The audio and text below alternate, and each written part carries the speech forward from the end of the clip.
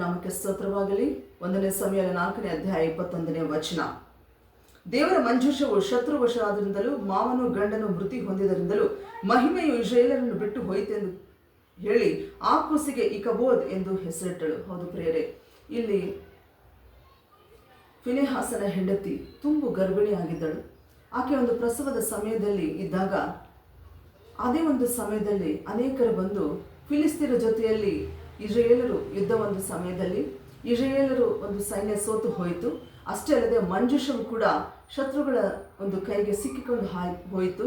ಆ ಒಂದು ಮಂಜೂಷವನ್ನು ತೆಗೆದುಕೊಂಡು ಹೋಗಿದ್ದಾರೆ ಅಂತ ಒಂದು ಸುದ್ದಿಯನ್ನು ಈ ಸ್ತ್ರೀ ಕೇಳಿದಳು. ತನ್ನ ಪತಿ ಕೂಡ ಆ ಒಂದು ಯುದ್ಧದಲ್ಲಿ ಮೃತಿ ಹೊಂದಿದ್ದಾರೆ ಅಂತ ಕೇಳಿದಳು. ಈ ಒಂದು ಸಂಗತಿಯನ್ನು ತಿಳಿದ ತನ್ನ ಮಾವನು ಏಲಿ ಅವರು ಕೂಡ ಮೃತಿ ಹೊಂದಿದ್ದಾರೆ ಅಂತ ಈ ಸ್ತ್ರೀ ಕೇಳಿದಳು. ಇದಕ್ಕಿಂತ ಹೆಚ್ಚಾಗಿ ಇಸ್ರಾಯೇಲರಲ್ಲಿ ಒಂದು ದೇವರ ಮಹಿಮೆ ಹೋಯಿತು ಅಂತ ತುಂಬ ಒಂದು ಬಾಧೆಯಿಂದ ತನ್ನ ಒಂದು ಕೂಸಿಗೆ ಜನ್ಮ ಕೊಟ್ಟು ಆ ಒಂದು ಕೂಸಿಗೆ ಇಕಬೋದ್ ಎಂದು ಹೆಸರಿಟ್ಟಳು. ಅಂದರೆ ಪ್ರಭಾವವು ಇಸ್ರಾಯೇಲಿಂದ ಹೊರಟು ಹೋಯಿತು ಅಂತ ನೋವಿನಿಂದ ಆ ಸ್ತ್ರೀ ಆ ಮಗನಿಗೆ ಹೆಸರಿಟ್ಟು ಅವಳು ತೀರಿಕೊಂಡಿದ್ದಾಳೆ ಅಂತ ನೋಡುತ್ತೇವೆ.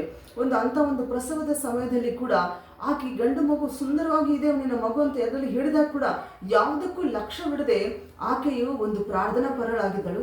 ದೇವರ ಭಯಭಕ್ತಿ ಉಳ್ಳ ಸ್ತ್ರೀ ಆಗಿದ್ದರಿಂದ ಆಕೆಯ ಒಂದು ಮನಸ್ಸೆಲ್ಲ ಕೂಡ ದೇವರ ಮಂಜೂಷದ ಮೇಲೆ ಇತ್ತು, ದೇವರ ಮಹಿಮೆಯ ಮೇಲೆ ಇತ್ತು. ಆದ್ದರಿಂದ ತನ್ನ ಮಗನಿಗೆ ಇಕಬೋದ್ ಅಂತ ಹೆಸರಿಟ್ಟು ಆಕೆ ತೀರಿಕೊಂಡಿದ್ದಾಳೆ. ಅಂದರೆ ಮುಂದೆ ಜನರೆಲ್ಲರೂ ಕೂಡ ಆ ಮಗನನ್ನು ಇಕಬೋದ್ ಅಂದರೆ ಪ್ರಭಾವ ಹೋಯಿತು ಅಂತ ತಿಳಿದುಕೊಂಡು ಇನ್ನು ಮೇಲೆ ಅಂಥ ಒಂದು ಪ್ರಭಾವವುಳ್ಳ ಆ ಒಂದು ಮಂಜೂಷವನ್ನು ಯಾರಿಗೂ ಕೊಡದ ಹಾಗೆ ಶತ್ರುಗಳ ಮೇಲೆ ಜಯ ತೆಗೆದುಕೊಂಡು ಆ ಒಂದು ಮಂಜೂಷ ಸದಾಕಾಲ ಇಸ್ರಾಯೇಲ್ ಪ್ರಜೆಯಲ್ಲಿ ಇರಬೇಕು ಅಂತ ಒಂದು ಭಾವನೆ ಇಟ್ಟುಕೊಂಡು ಆ ಸ್ತ್ರೀ ಆ ಮಗನಿಗೆ ಇಕಬೋದ್ ಅಂತ ಹೆಸರಿಟ್ಟಿದ್ದಾಳೆ. ಹೌದು ಪ್ರಿಯರೇ, ಈ ದಿನ ನಾವು ಕೂಡ ತಂದೆಯಾದ ದೇವರು ನಮ್ಮನ್ನು ರಕ್ಷಿಸಿ ಕಾಪಾಡಿದ್ದಾರೆ. ಈ ರಕ್ಷಣೆಯನ್ನು ಯಾವತ್ತೂ ಕೂಡ ನಾವು ಕಳೆದುಕೊಳ್ಳದೆ ಸದಾಕಾಲ ನಾವು ದೇವರಲ್ಲಿದ್ದುಕೊಂಡು ಈ ರಕ್ಷಣೆಯನ್ನು ಕಾಪಾಡಿಕೊಂಡು ಕೊನೆಯವರೆಗೂ ಈ ಲೋಕದಲ್ಲಿ ಆತನಿಗಾಗಿ ಜೀವಿಸಿ ಪರಲೋಕ ರಾಜ್ಯವನ್ನು ನಾವೆಲ್ಲರೂ ವಶ ಮಾಡಿಕೊಳ್ಳೋಣ. ದೇವರ ವಾಕ್ಯವನ್ನು ದೀವಿಸಿ ಆಶೀರ್ವದಿಸಲಿ. ಆಮೆನ್.